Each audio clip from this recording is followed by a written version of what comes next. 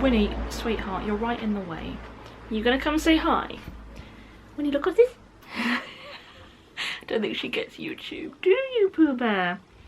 You don't get it. Okay, on with the video.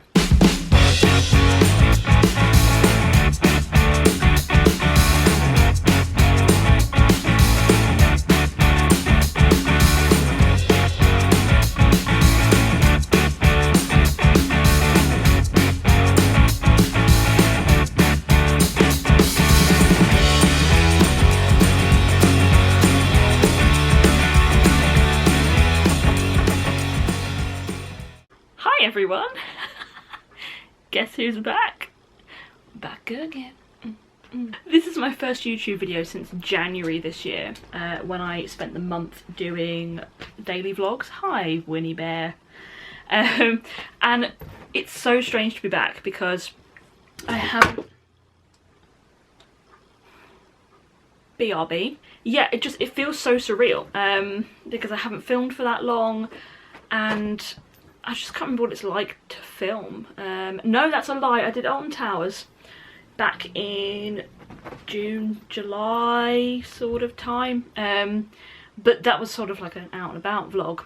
But filming at home I haven't done for so long. And it's nice. It's nice to kind of sit with you and just have a chat. So I don't have a plan for this vlog. That might go really badly. But I have absolutely no plan for this vlog. I'm just going to chat to you and see what happens. But basically I'm off to Disneyland Paris in 28 days. I cannot quite comprehend that I'm going to Disney in 28 days. I'm seeing so many people at the moment going in the into the parks, Instagram and stuff like that. I'm just seeing so many pictures and I'm loving it. I'm loving it so much. Please excuse Winnie and her toilet roll. I'm just loving it so much, and the fact that that's going to be us this time next month is... oh, I'm missing something. Bear with me. Ta-da! It can't be a Disney video without Disney ears. So there we go. Got some. Yeah, I just can't quite believe it's going to be us in a month's time, which is insane. So yeah, I'm going to run you through sort of like the trip plan and also a bit of a bucket list, I guess. But this particular trip is going to be super chilled. We haven't got major plans, we haven't got lots of things booked, we haven't got things we definitely want to do, because we just really want to soak in the magic. That might change when we're there. We might be like, right, here we go, we're going to go to Big Thunder, then we're going to go to Space, then we're going to go to Small World, then we're going to go to Studios, and we might have this really hectic trip, but at the moment we don't. It's just let's enjoy being there. We also don't know how the current sort of circumstances are going to change the trip as it usually would be, but when we get there we'll obviously find all of that out. But yeah, let's get cracking and tell you all about our trip. Oh, before I do, it's also worth pointing out we're also going again in February with my family, so we just know that it's not a big deal if we don't get lots of stuff done. If I keep looking down, it's because I got my laptop and I've got my trip sort of plan and timings and stuff down on my laptop, so if I keep going like this, that's because I'm just referencing it.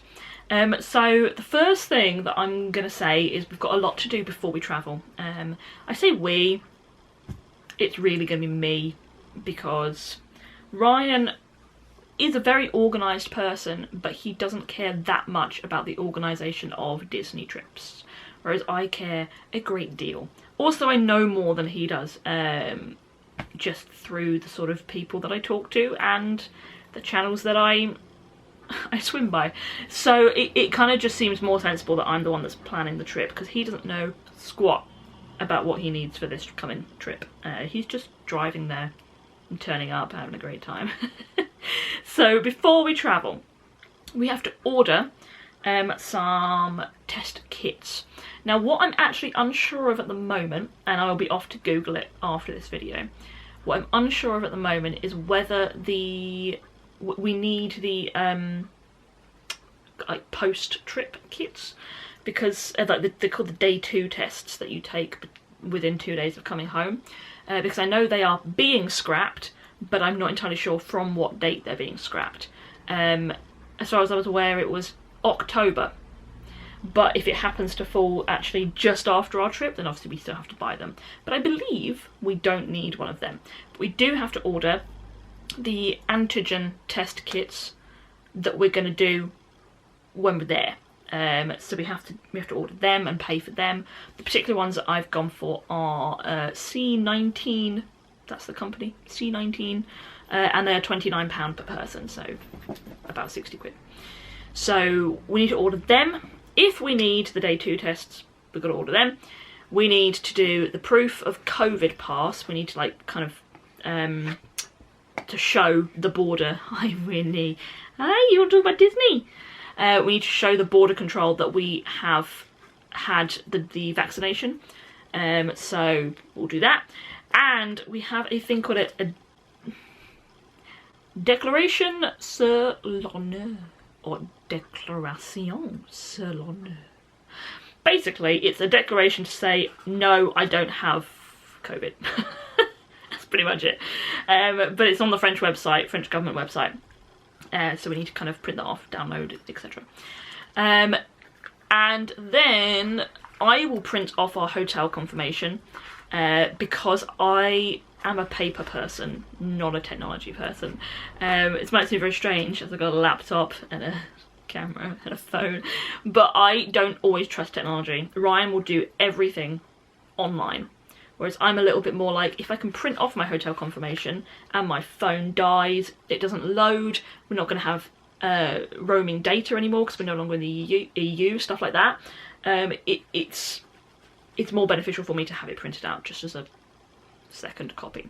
So I'm going to print off the hotel confirmation, and we need to buy a UK sticker for the car. We currently have a GB sticker, but now that we have left the EU, we need UK rather than GB, so it's changing. And that is as of today, I think. Today is the 28th. I think it might have been as of today or in the last few days. So if you're going anytime very soon and you're driving, get a UK sticker, not a GB one. On the first day, on our sort of travel day, we are going to travel on the first day just to like the Eurotunnel. We're driving, by the way, in case you hadn't noticed, and we're travelling to the Eurotunnel and staying literally just outside the Eurotunnel for the first night, and then our train is at 11:20. You have to get there an hour before, I think, so we'll probably leave the place we're staying at like 9:30, travel to the Eurotunnel, which is only a couple of minutes, and then we will go to Burger King probably, because we love a Burger King when we're travelling to Disney. I don't know why, it reminds us so much of the Eurotunnel, because they have Burger Kings in both terminals. Just me wafting a toilet roll. They have Burger King in both terminals, so it just makes us happy. So we'll probably have like a really early lunch at Burger King. Train is at 11:20, and then we will be arriving in France, their time, local time, at about 1 o'clock. And then it's a 3-hour drive to Disney. So we are staying in a hotel off-site for the first night. One of the hotels that's called B&B. There's 2 of them. And I believe it's the one that's not the partner hotel. So yeah, we are going to stay there. It's just a cheap place to stay for one night. We haven't paid for that yet because it has free cancellation, so we pay when we get there. And then I think we'll probably spend the evening in Disney Village because it's free. We love a free little mooch around. So spend the evening in the village, and Ryan and I have a tradition that we always spend the first night at Annette's Diner. So our first meal, our first evening meal, is always at Annette's Diner in the Disney Village. We love it there. So he will get the avocado burger, and I never know what I'm going to get before I go. But he always gets the avocado burger. So that's become a little tradition. So we'll go to Annette's on that first night in Disney. And then the following morning, we will be up bright and early because we want to go to Davy Crockett Ranch. We're staying at Davy Crockett then for the rest of the trip. We'll go to David Crockett probably for around 7:30, check in there, get all of our passes, tickets, etc., and then make our way to the parks. We won't be able to go to our cabin because it's not ready at 7 o'clock in the morning, but we will head into the parks. As I said, we don't really have any set plans, but I do know that Hi, baby! Are you okay? Hey, Pooh Bear! Are you gonna say hi? Yeah. Welcome to the vlog, Winnie. We don't have any set plans, but we do have traditions. So the first place that we will stop off when we get into the park is the Market House, not Market House Deli, Cable Car Bake Shop, which is on the right hand side as you're heading towards the castle. It's one of the little sort of bakery, patisserie places, and it's the traditional place that my family and I would always stop off at whenever we went to Disney.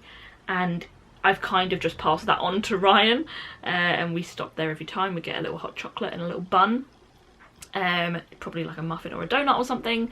And then our first ride is always It's a Small World, because that's something that we did on our first trip together, and it's one of Ryan's favourite rides. He loves it. So we'll head there first, I expect, having soaked in a little bit of magic. We will then spend most of the day in Disneyland Park, and then we will head back to Davy Crockett somewhere around 2, probably 2, 3, depending on what time they tell us the cabin will be ready. Whenever it's ready, we'll head back there. We'll get into our cabin, do a little room tour, we love a room tour, and unpack a little bit, and then get ourselves ready for the evening. We may even go swimming as well, because for those of you that haven't stayed in David Crockett before, you have not experienced the best pool on Disneyland Paris property. It's so good. So we will be heading there probably.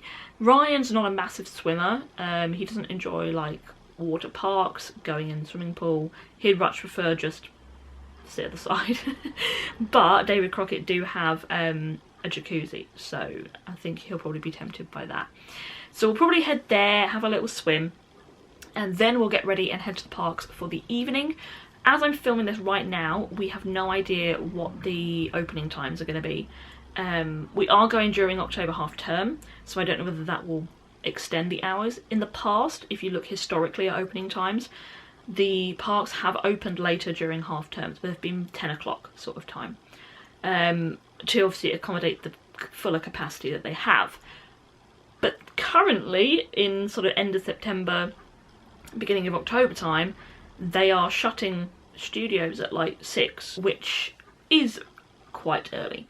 So obviously if that happens to be the times that we have on our half-term trip, then we will have to change the timetable slightly. Maybe you go back and swim in the evening rather than the middle of the day. It's an indoor swimming pool, so it doesn't matter about temperature. We'll probably head back into the parks for the evening.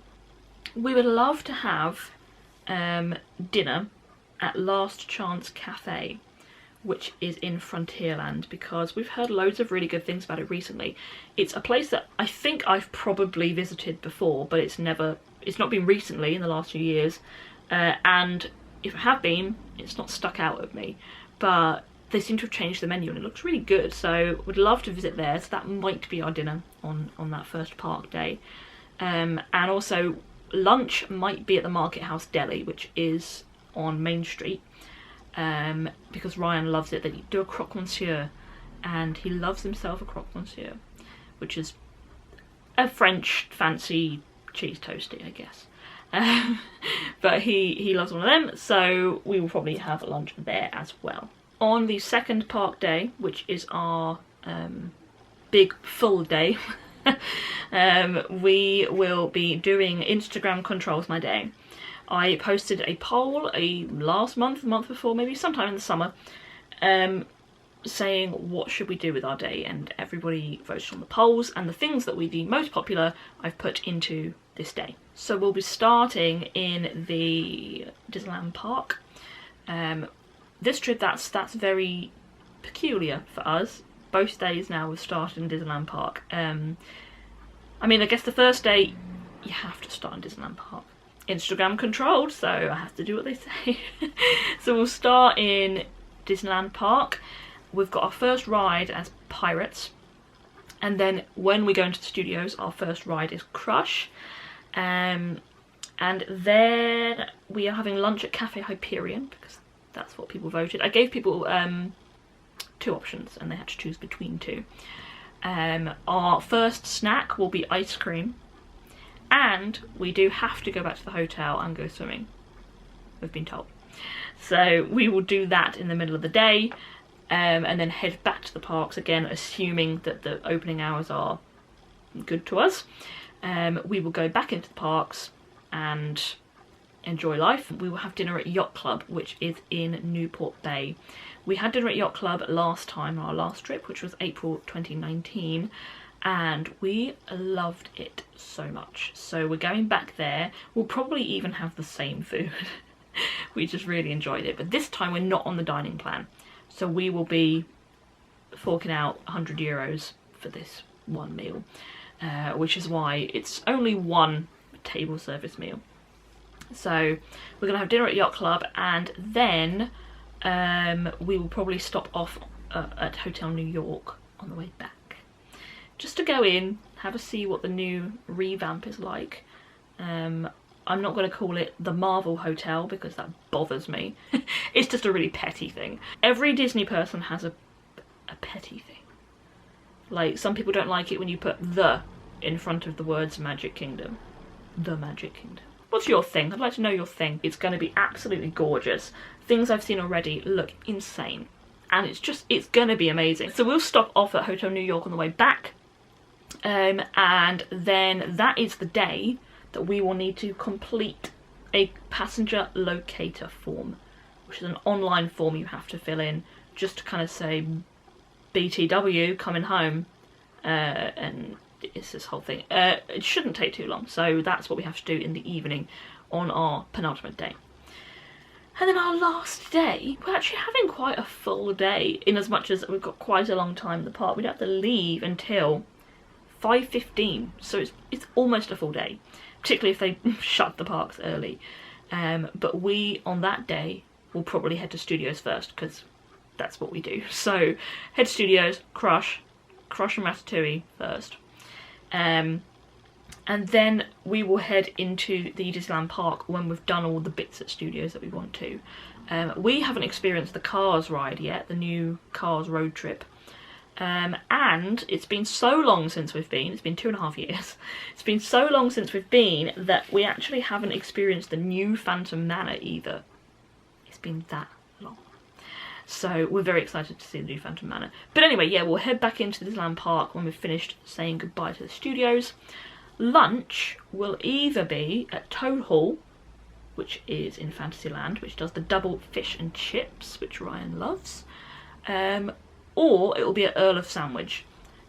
Toad Hall at the moment is shut and has been for quite a while, so we don't really know if it's going to be back open again by the time we go in a few days time, a few weeks time, who knows. So if it doesn't open, we will go to Earl of Sandwich because Ryan loves an Earl of Sandwich and it's nice and filling for us before we then head to the Eurotunnel terminal. Yeah, we're there till 5:15, so it's a really nice long day. Another snack that I definitely want to get is popcorn. It just popped into my head. I love a popcorn at Disney. It just tastes so much better than any other popcorn ever. So there's that. And last Halloween that I went was Halloween in 2017. And they do these amazing, like, chocolate covered apples. And then I got another one in April 2019 and I was like, yeah, that needs to stay in my life. So I'm going to get another one of them if they're available. They were both from the little, like, carts that were in Disney Village. But I don't know whether the carts are open and available to use at the moment. As I said, things are going to be quite different, I'm sure. Leave at 5:15 and then our Eurotunnel is at 9:36 p.m. So it's going to be a relatively late night by the time we've got all the way back home again. We're not staying at the Eurotunnel at the end of that trip. We're just going to come straight home. We'll probably get home about 11:30 at night. So it's going to be a long day, that one, but it's Ryan doing the driving anyway. So.